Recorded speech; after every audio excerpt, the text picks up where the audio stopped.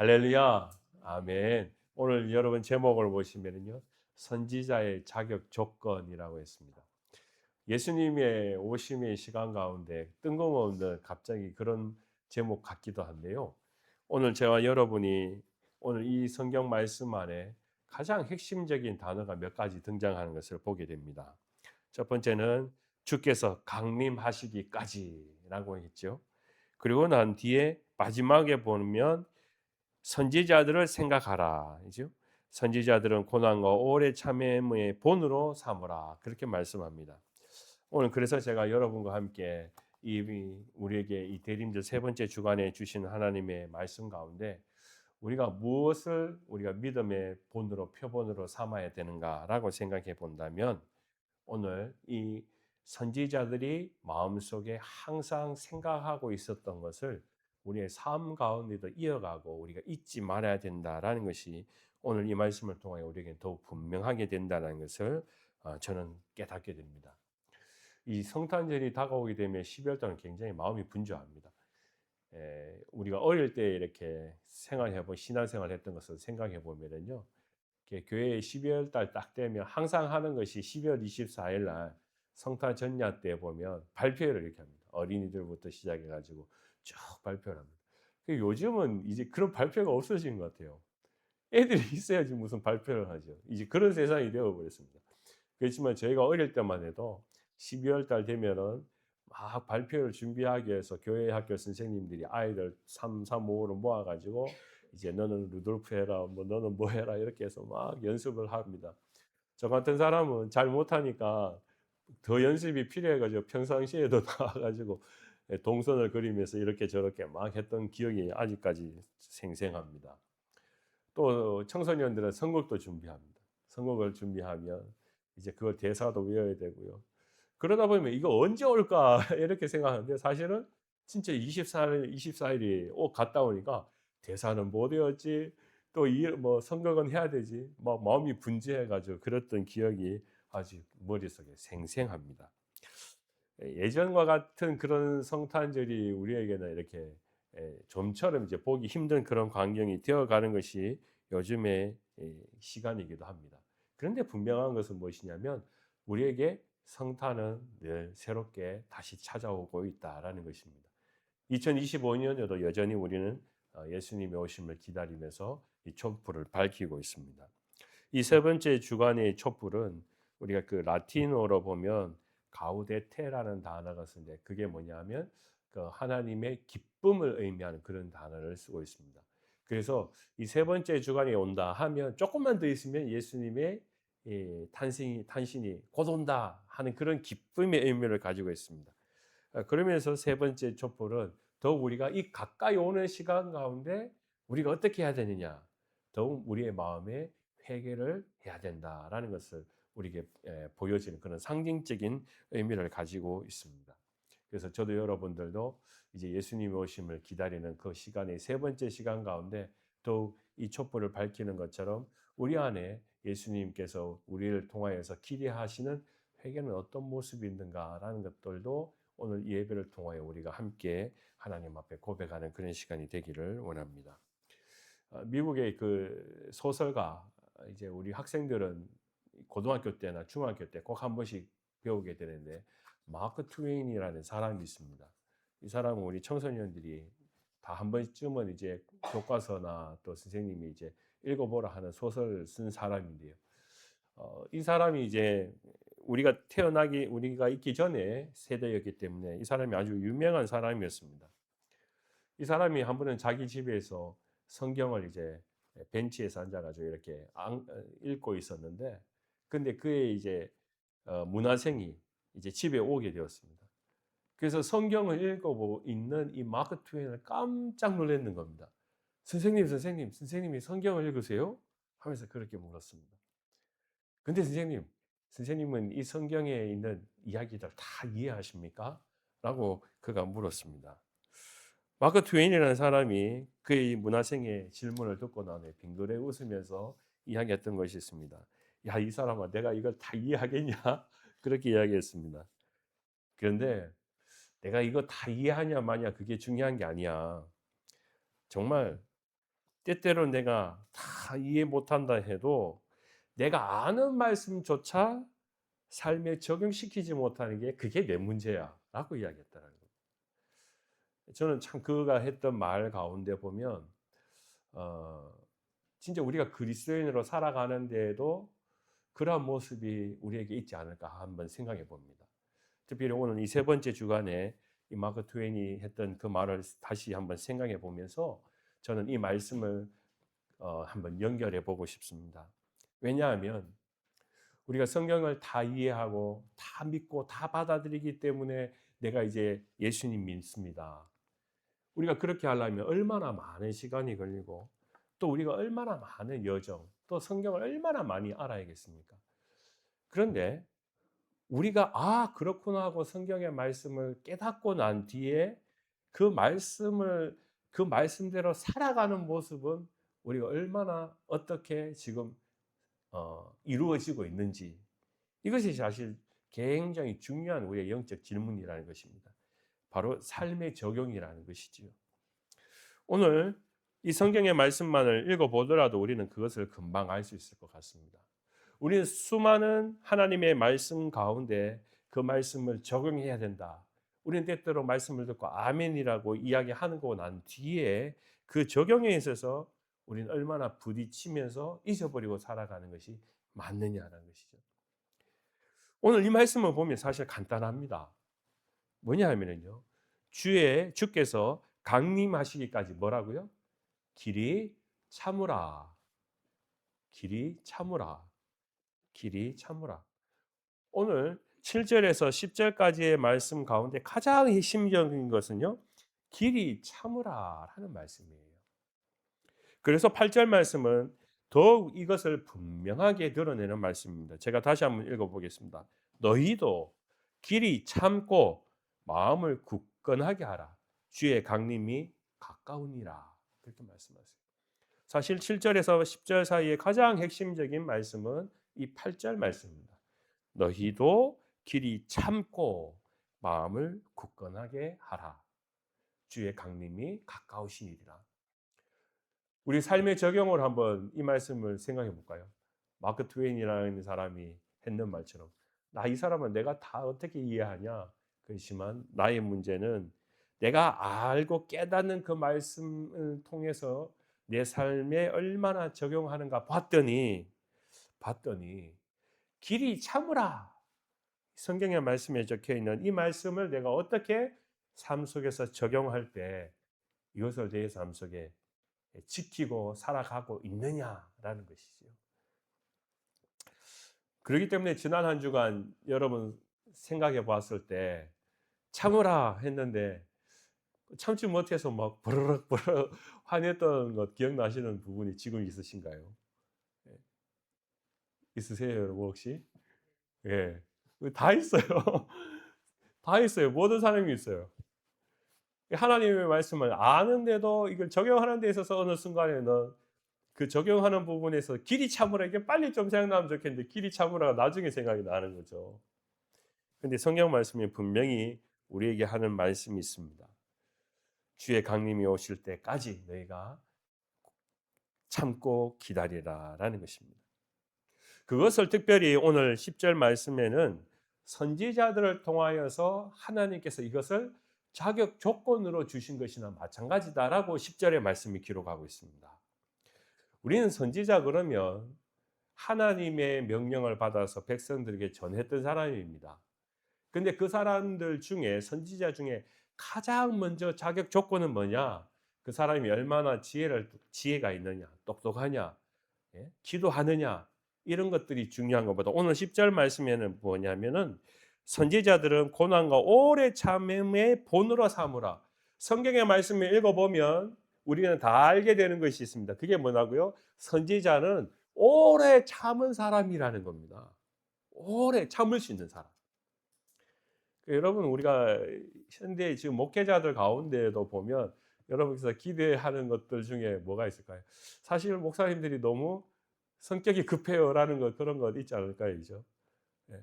좀 오래 참고 가만히 있으면 좋겠는데 하는 그런 기대를 여러분 가지고 있는 것들 있지 않습니까?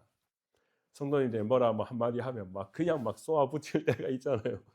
그럼 우리 목사님 다 좋은데 못 참어. 이제 오늘 성경의 말씀이 뭡니까? 선지자들이 가장 중요하게 그 마음의 덕, 그죠? 준비되어 있던 것은 오래 참음에 이 참음의 인내를 가졌던 사람이라는 것을 오늘 성경 말씀은 우리에게 가르쳐주고 있습니다. 한번 다시 되짚어 봅니다. 선지자들은 왜 이것이 중요한 요건이었을까라고 생각해 보면요. 구약 성경 말씀에 보면 여러 선지자들을 통해서 사건을 보여주고 계십니다. 그 선지자들이 활동했던 시대는 평안했던 시대가 사실 아닙니다. 뭔가 시국적으로 어려운 문제가 있었던 시대였습니다. 그리고 나라가 위험했던 시대이고요. 또 신앙적으로 그들의 신앙이 하나님을 향하기보다 우상을 숭배를 하던 그때부터 하나님께서는 그들의 백성들의 마음을 중심을 붙잡기 위해서 선지자를 세우시고 하나님의 말씀을 그를 통하여서 선언하게 하셨습니다. 예를 들어 나라가 어지러우면 사람들의 마음도 움직이고 동하게 됩니다. 야, 우리나라가 지금 이게 이래 서는 되겠냐? 우리나라가 이거 서겠냐? 그럴 때 누군가가 걱정하지 마십시오. 우리나라는 굳건할 겁니다. 하면은 우리는 어떻게 됩니까? 마음의 평안을 얻습니다. 그죠? 지금 우리가 지금 미국이나 한국이나 여러 상황을 정계적인 상황을 생각해 보더라도 우리는 그런 기대를 가지고 있지 않습니까? 그죠? 이스라엘 백성들의 성경의 말씀을 들여다보면 그런 일이 허다하게 있었습니다. 그럴 때 선지자가 나타났습니다. 그러면 사람들이 묻습니다. 선생님, 지금 우리나라가 이렇게 시국이 어지러운데 우리는 어떨까요? 그것은 다시 말하면 선지자의 입을 통하여서 걱정하지 마라. 하나님이 우리의 편이시다. 이 고통은 잠시 잠깐일 뿐이다. 라고 이야기하면 좋겠지요. 그러면 사람들은 그렇습니까? 하고 마음의 평안을 얻을 것 같습니다. 또 그것을 백성들은 기대할 것입니다. 그런데 제가 여러분에게 한 선지자 예레미야를 한번 생각해 보면요. 예레미야 선지자에게 사람들이 와서 묻습니다. 선생님, 지금 우리 이 국가의 미래가 어떻게 되겠습니까? 라고 물었습니다. 그런데요, 성경 말씀 예레미야서 25장 11절 말씀에 보면 그가 이렇게 백성들에게 하는 말씀이 있습니다. 이 모든 땅이 폐허가 되어 놀랄 일이 될 것이며 이 민족들은 70년 동안 바벨론의 왕을 섬기는 일이 있을 것이다라고 예언하였습니다. 그 마음이 백성들의 마음을 위로하고 걱정하지 마라 이게 아니라 이 나라가 70년 동안 바벨론의 포로로 끌려가서 그 바벨론 왕을 삼게 될 것이다. 그러면 이 나라는 어떻게 됩니까? 70년 동안 망하게 되는 겁니다. 여러분 그때 그 백성들의 마음 또는 그 이야기를 들었을 때 사람들의 마음은 어떨까요? 그렇습니까, 선생님? 제가 잘 기억하겠습니다. 이런 것이 아니라 마음에는 어, 혼란이 일어나게 되지요. 그리고 이 예레미야 선지자가 이런 말을 했다는 것에 대해서 엄청난 분노가 일어날 것입니다. 어떤 사람들은 이런 말을 함부로 하는 예레미야 선지자는 가짜 선지자 아니냐고 그 사람의 예레미야를 가만히 두면 안 된다고 하는 사람들도 있습니다. 그러면 예레미야 입장에서 생각해 보면 어떨까요? 괜히 내가 이런 말을 해가지고 하나님께서 괜히 내게 이런 말을 하라고 해가지고 내 삶이 고통스럽다.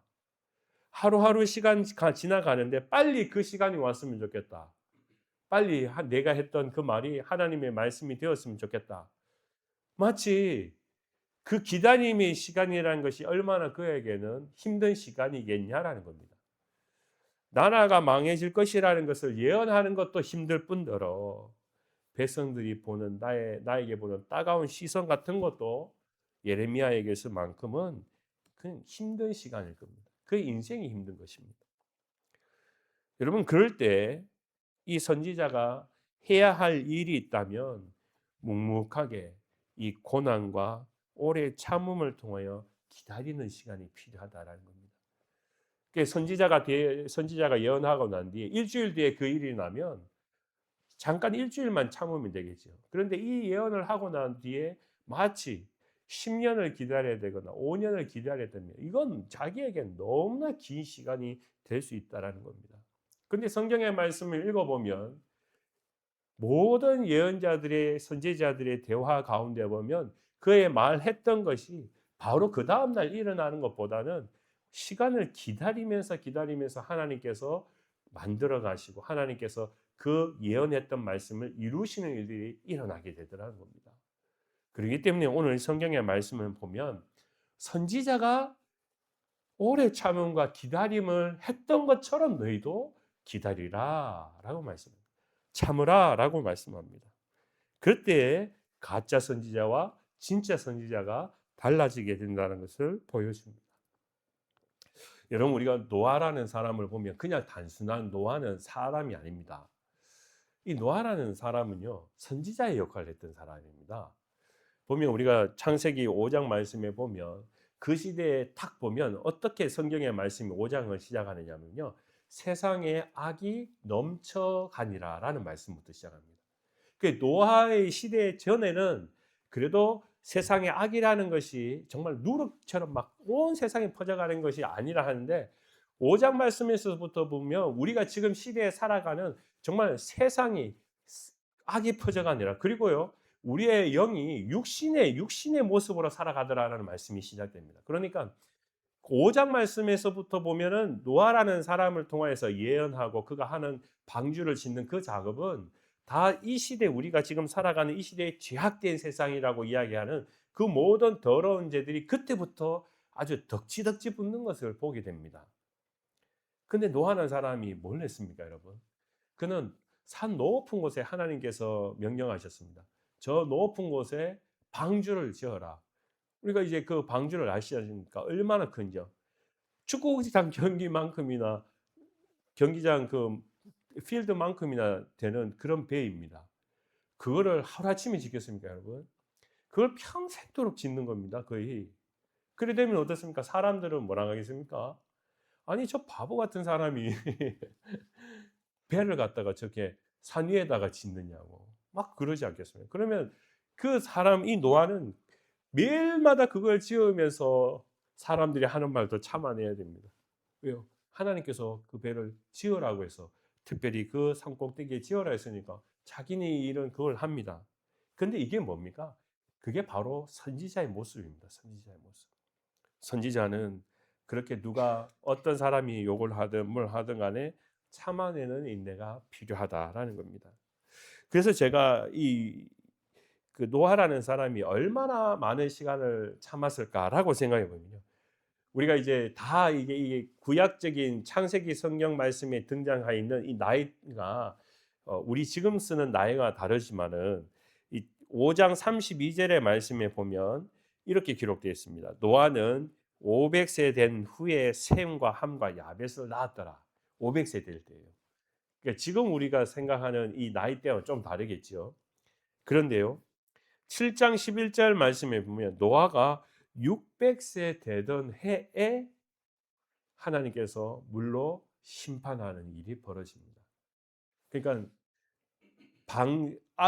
자식을 낳고 난 뒤에 노아의 그 홍수가 일어나는 그 사건의 시간 가운데 무려 100년의 시간이 흘렀다라는 겁니다. 숫자적으로 보면요. 그것은 하루의 개념이 아니라는 겁니다. 그죠? 배를 짓고 그 배를 짓는 시간이 과연 10년일까 20년일까 우리는 모릅니다. 그런데 성경의 말씀에 보면 100년 뒤에라고 했습니다. 그러니까 노아는 자기가 살아가는 시대에 얼마나 많은 시간 동안 사람들의 말 속에 참아 인내를 했겠냐라는 것이죠. 제가 이 말씀을 준비하면서 이 선지자들의 삶이라는 것은 그렇게 그 참는 인내를 통하여서 하나님이 그 마음과 그 일들과 생각하는 그 모든 가운데에도 함께 여전히 이 말씀은 하나님의 예언은 살아있다는 것을 이 참음을 통하여서 보여주셨다라는 것을 우리는 잊어버려서는 안 되겠습니다. 그래서 오늘 성경 말씀만에 보면 9절 말씀이 사실 우리 보통 사람의 마음을 나타내고 있습니다. 9절 말씀은 이렇게 시작합니다. 형제들아 서로 원망하지 말라. 보통은 우리가 좀 참다가 하나님께서 빨리 응답 안 하시고 또 하나님께서 선지자를 통하여 말씀하신 일이 안 되면 어떤 사람들은 원망을 하겠지요. 아, 왜 하나님 빨리 그 일들 안 하십니까? 근데 오늘 성경 말씀에 왜 갑자기 서로 원망하지 말라라는 말이 등장했을까라고 보면은요. 오늘 5장 1절 말씀에서부터 6절 사이에 있는 이 사건이 아주 중요한, 이 사람들이 참아야 되는데 참지 못하고 서로 원망하는 그 증거가 나타나는 그런 장면이 있습니다. 이 야고보서 5장의 말씀이 시작하는 내용을 보면 그 야고보는 먼저 부한 자들에 대한 충고를 하는 장면이 있습니다.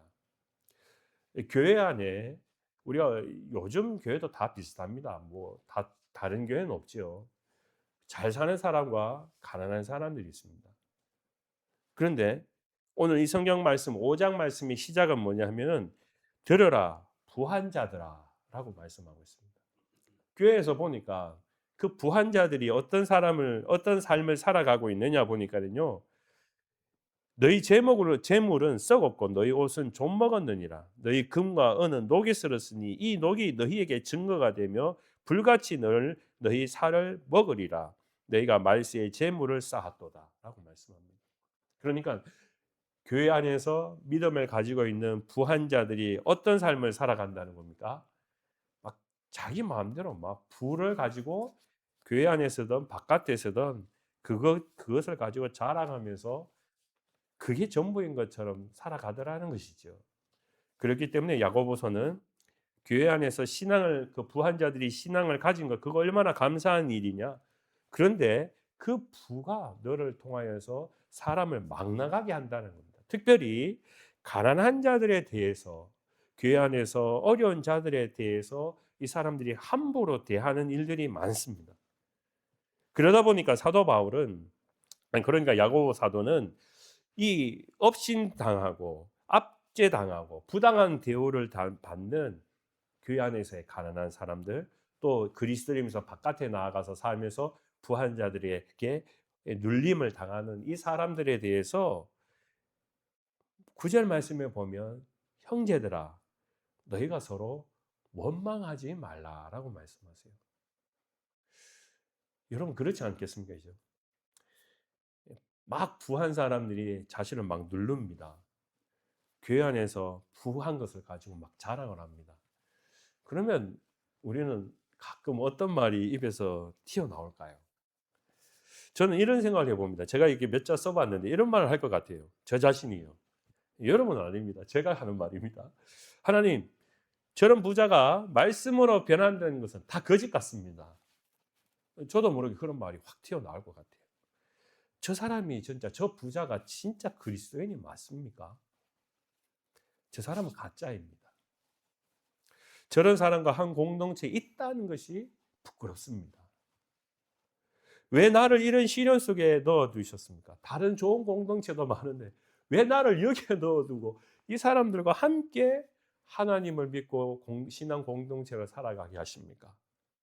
제가 가난한 자의 압제를 당하는 부를 가지고 자랑하는 사람들이 그 사람들을 보면서 교회에서 내가 믿음 생활을 해야 된다면 저도 모르게 이러한 원망들이 막 나타날 것 같습니다. 이건 솔직한 심정입니다. 그런데 이것이 나만의 마음은 아닐 거라는 거예요. 가난한 자의 마음을 가지고 있는 유유상종한 사람들의 마음에는 오늘 그래서 성경 말씀에 보면 형제들아 서로 원망하지 말라. 여기에 가난한 형제들아 너희가 교회 안에서 서로 원망하지 말라. 이렇게 말씀합니다. 서로 삼삼오오 모이면 처지가 비슷하니까 그 마음들 이야기하면 저 부자가 진짜 믿음이 맞냐? 저건 가짜야. 하고 그런 말도 할 수 있을 것이고요. 서로 대화를 하다 보면 그래 왜 우리가 여기 들어와 가지고 이 공동체 들어 우리가 부자 가운데 눌려 가지고 우리가 신앙생활을 해야 되냐? 너무 억울하다. 너무 참 하나님 앞에 원망스럽다. 이런 이야기가 터져 나오지 않겠냐라는 거예요. 그런데 오늘 성경의 말씀은 서로 원망하지 말라라고 말씀합니다. 그 말씀 무엇입니까? 너희가 조금 더 참아라라고 이야기합니다. 참아라. 그렇습니다. 교회 공동체 안에는 부한 자도 있을 수 있고 가난한 자도 있을 수 있는데 오늘 이 성경의 말씀 우리가 읽은 말씀은 가난한 자들 향하여서 하나님께서 권면하실 때 너희가 조금 더 참을 수 있느냐라고 이야기합니다. 그 한 골프 선수가 미국의 선수가 있었는데요. 38대 대통령이었던 제널드 포드라는 대통령이 초대를 해가지고 당신 나하고 골프 한번 칩시다. 이래가지고 이 유명 골프 선수가 이 초대를 받아가지고 이제 대통령과 골프를 치게 되었습니다. 그러니까 얼마나 또 긴장되면서 또 행복하겠어요. 대통령과 내가 골프를 친다니 하는 그런 기대감을 가지고 골프로 필드로 나갔습니다. 그리고 게임을 다 끝마치고 난 후에 친구를 만났습니다. 친구가 묻습니다. 야, 너 골프 오늘 어땠냐? 대통령과 함께 골프 치니까 기분이 좋지 않더냐? 좀 소감을 좀 말해봐라. 그렇게 했습니다. 오늘 완전 영 구렸다. 너무 안 좋았다. 그렇게 이야기하더라는 겁니다. 아니 왜? 그렇게 물었더니 그 골프 선수가 됩니다. 아니 오늘 대통령하고만 친 게 아니라 빌리 그레이엄 목사도 같이 나왔더라고. 그렇게 이야기하더라는 거예요. 아니 그 빌리 그레이엄 목사 거기서 전도를 했냐? 그러면서 왜 안 좋았냐? 그 사람이 뭐라 뭐 이야기를 하더냐? 했더니 아니 그런 말 하는 건 아니야. 근데 너도 알잖아.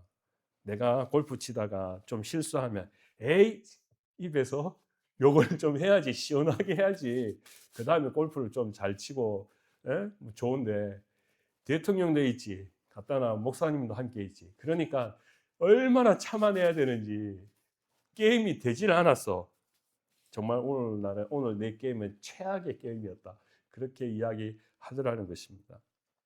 어떻게 보면 이 골프 선수의 마음이 진짜겠죠. 대통령 앞에서 막 자기가 골프 좀 한번 못 쳤다 해가지고 막 욕을 막 한번 하면 그 다음은 좀 잘 칠 수 있는지 모르죠. 그 말 할 수 있겠습니까, 이죠. 또 목사님도 함께 있으니까 자기의 얼굴에 또 침을 뱉는 것 같으니까 어떻게 하겠어요. 그러니까 참아내면서 골프를 치려 하니까 18홀을 도는 게 그게 괴로움일 수 있어요, 이죠. 근데 사실 생각해 보면 어떻습니까? 그 사람을 위해서는 좋은 것이죠. 훈련을 받은 거죠. 욕을 하고 싶을 때 참아낼 수 있는 훈련을 배우게 된 것이지요. 그것이 우리의 삶 가운데는 얼마나 중요한 것인지 모릅니다. 우리 그리스도인들도 마찬가지라는 거죠. 마크 트웨인이 이야기한 것처럼 한 가지라도 우리가 삶 속에서 말씀대로 적용하고 살아가는 게 얼마나 힘든 것이냐. 말씀은 말씀이고 내 삶의 적용은 다른 것이고 라고 잊어버리고 살아가면 사실 오늘 이 말씀 가운데도 보면 참아라. 우리가 참는 단어를 몰라서 그런 게 아니고 또 우리가 이 말씀을 전혀 새로워서 몰라서 못했던 것도 아닙니다. 그런데 이 말씀을 왜 우리에게 하냐 하는 것입니다. 어렵습니다. 내가 욕 한번 하고 내가 한번 원망 한번 하고 그렇게 하면 좀 쉬울 것 같은데 그렇게 하면 좀 내가 위로가 될 것 같은데 그런 원망도 하지 말라고 그러고요. 대신에 너희가 길이 참으라 라고 말합니다. 왜요? 선지자처럼. 선지자가 그렇게 자신의 일을 하고 난 뒤에 참아낸 것처럼 그게 우리 그리스도인의 삶의 모습이다는 거예요. 그렇지만 그걸 이기고 난 뒤에는 우리는 큰 것을 얻게 됩니다. 예수님도 그러시는 것 같아요. 우리는 예수님께서 십자가에 올라가서 참아내는 것을 보면 우리는 예수님을 항상 생각합니다. 인내를 배우고 고통을 이야기할 때 우리는 예수님을 생각합니다. 나 자신을 생각하면 모든 것을 그냥 확 다 터뜨려버리고 원망하면 끝날 문제이지만 우리는 예수님을 생각하면 계속해서 조금씩 인내를 배워가게 됩니다. 오늘 이 선지자의 모습에 고난과 오래 참음의 본을 보이신 분은 바로 예수님 자신이라는 것입니다.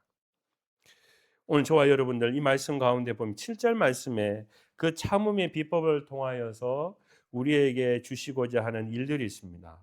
바로 열매입니다. 열매. 농부는 열매를 위해서 참습니다. 특별히요. 그 열매를 위해서 열심히 일을 합니다. 열심히 땀을 흘립니다. 여름 동안에 더욱 그 열매를 기대하면서 참아냅니다. 열매가 사실 처음부터 보이지 않지 않습니까? 시간이 지나가야 됩니다. 그래야 가을에 열매가 맺히게 됩니다. 또 한 가지 오늘 말씀하는 이 열매를 기다리고 바라는 가운데 또 기다려야 되는 것이 있습니다. 뭡니까? 이른 비와 늦은 비라고 이야기합니다. 우리는 모든 것은 사실 다 농부가 할 수 있습니다. 김매기도 하고 풀도 뽑고 그 내 노력으로 할 수 있지 않습니까? 그런데 진짜 가만히 보면 물 되는 거는 이건 내 힘으로는 안 되는 거잖아요. 물 되는 거. 그 요번에 가을 여러분 보셨죠? 한국의 강원도에 극심한 가뭄이 와 가지고 비가 안 내려 가지고요. 이런 일이 없었다고 그럽니다. 농사도 못 짓습니다. 사람 마실 수 있는 식수도 없습니다. 그래서 전국의 소방차를 다 동원해 가지고 물을 길어다가 전국에서 물을 가져와 가지고 강원도에 지금 식수를 하고 했었습니다. 여러분 혹시 보셨나요? 야, 세상에 그런 일이 있었습니까? 근데 여러분 사실 그 수백 대 제가 보니까 뉴스에 보니까 수백 대의 전국에서 소방차가 다 왔어요. 그런데도 물의 해갈은 안 돼요. 지금 목말라서 마시는 물은 해갈될 수 있어도 일주일 뒤면 그거 또다시 물을 가져와야 되고 가지고 와야 되고 가지고 와야 돼요. 어디든 공급을 해야 돼요. 그런데 여러분 그때도 그럽니다. 비가 언제 올까? 비가 언제 올까? 비가 오기만을 기다리는 겁니다. 그래서 나중에 뉴스를 봤는데 강원도에 내일 비가 올 것 같습니다. 그러니까 이게 대박 제일 좋은 소식이에요. 이 농부의 마음도 그런 거 아니겠습니까? 이죠? 땀을 흘려서 김매기를 하고 풀을 뽑고 모든 건 다 가능합니다. 그리고 보에 있는 물도 되는 것도 가능합니다. 그렇지만 그 물이 말라버리면 내 노력도 다 끝나버립니다. 오늘 우리가 이 말씀 가운데 기대하는 거, 농부가 기대하는 거 보면 이른 비와 늦은 비를 기다린다라는 겁니다. 기다린다. 이것만큼은 내가 할 수 있는 일이 아니고 하나님께서 자연을 통해서 비를 주셔야지만 가능한 일인데 근데 우리는 진짜 그 기다림의 일이 얼마나 우리에게 소중한 것인지 농부의 마음이 되면 알게 된다라는 것을 우리에게 말씀하고 있습니다. 그것은 오늘 우리에게 있어서는요. 여러 가지 일들 가운데 가장 마지막 결말을 보게 하신다라는 것을 의미합니다. 요한계시록 말씀에 보면 우리가 믿음을 가지고 기다리고 기다렸을 때 하나님은 어떻게 우리의 일들 가운데 심판하시는가? 또 우리의 믿음을 확신하고 갈 때 하나님께서 어떠한 일들을 펼쳐 가시는가라는 것을 우리에게 드러내는 그런 말씀이 있습니다. 아마 이 말씀은 바로 이 야고보 사도가 큰 부자에게 보냈던 그 말씀과도 연결이 되는 그런 말씀인데요. 우리 요한계시록 20장 12절 말씀 우리 잠깐 시간이 가지만 우리 한번 말씀을 찾으셔서 기억하시고 이 읽은 말씀과 함께 오늘 말씀과 함께 나중에도 한번 다시 생각해 보시면 좋을 것 같습니다. 요한계시록 20장 12절 말씀 우리 같이 한번 한 목소리로 읽어보겠습니다. 이 말씀은 요한계시록 우리가 잘 알다시피 하나님의 마지막 때에 일어날 일들에 관한 말씀이지요. 12절 말씀 우리 같이 함께 읽겠습니다. 시작. 또 내가 보니 죽은 자들이 큰 자나 작은 자나 그 보좌 앞에 서 있는데 책들이 펴 있고 또 다른 책이 펴졌으니 곧 생명책이라. 죽은 자들이 자기 행위를 따라 책들에 기록된 대로 심판을 받으니. 아멘. 이것입니다. 여기 보면은 부한 자들은 어떤 자들입니까? 죽은 자이지만 어떻게 보면 부한 자들이 우리가 볼 때는 큰 자로 보일 수 있습니다. 교회 안에서 없는 자들, 작은 자라고 보일 수 있습니다. 그런데요, 그 죽은 자들이 큰 자나 작은 자나 어떻게 해요? 다 하나님의 심판대 앞에 서서 자기의 행위를 따라 하나님께서 보실 것이다라는 겁니다. 이게 바로 하나님의 법칙입니다. 그러니까 부한 자들이 좀 있다고 해가지고 살아 있을 때 마구 함부로 대하거나 그렇게 해서는 안 되겠지요. 근데 그 고통을 이겨내는 가난한 자들의 마음이 힘듭니다. 힘들어요. 인내라는 것이 힘들어요. 그런데 그 마음을 우리가 지켜가야 되는, 참으라 하는 그 말씀을 참아내는 것은 가장 결국 마지막에 뭡니까? 하나님께서 어떻게 심판하실지 우리가 알기 때문이라는 것입니다. 그렇기 때문에 오늘 8절 말씀 안에 보면 너희도 길이 참고 뭐라고요? 마음을 굳건하게 하라. 굳건하게 하라. 저와 여러분들이 오늘 이 말씀을 꼭 우리의 중심 가운데 믿음의 이 마음속에 담아 두시기 바랍니다. 마음을 굳건하게 하라. 굳건하게 하면 어떻다고요? 남을 원망하지 않게 됩니다. 굳건하지 않을 때 우리는 자꾸 우리 딴 사람에게, 가족에게, 또 남편에게, 아내에게 원망의 화살이 쏘아지게 됩니다. 그만큼 우리의 마음을 굳건하게 하라.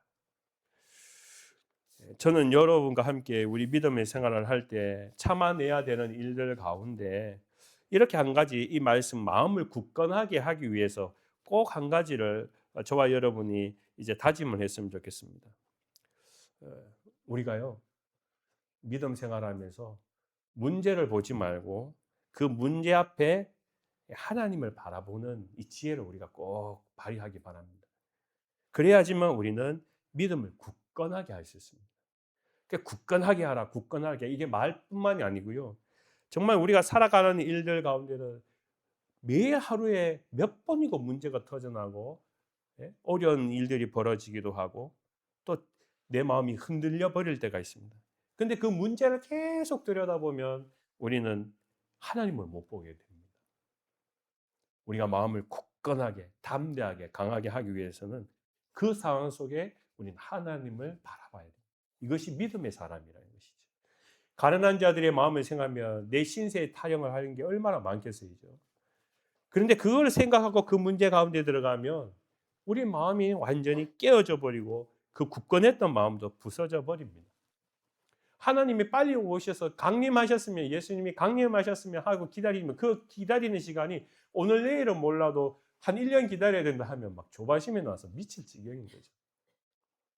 오늘 말씀은요, 바로 저와 여러분들에게 성령님께서 하시고자 하는 말씀입니다. 그리고 우리 마음속에 불안할 때요, 그 즉시 기도해야 됩니다. 기도라는 것은 우리에게 아주 큰 화력의 도구입니다. 그리고 우리가 보면은 나인원런이나 이런 뉴스를 보면 사람이 넘어졌습니다. 그러면 그때 그 사람 보고 뭘 합니까?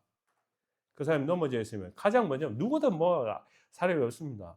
상관이 없습니다. 누구든 뭘 합니까? 심폐소생술을 먼저 합니다. 이죠. 하여튼 사람이 누워 있으면 막 무조건 심폐소생술을 먼저 합니다. 뭐 가서 확인해 봐야 되죠. 이 사람이 진짜 심장병으로 누워 있는지 뭐는 누워 있는지 왜 검사 안 합니까? 그냥 나인원에서 사람이 넘어져 있다 하면 무조건 심폐소생술입니다. 우리가 가장 먼저 해야 될 일이 있다라는 거죠.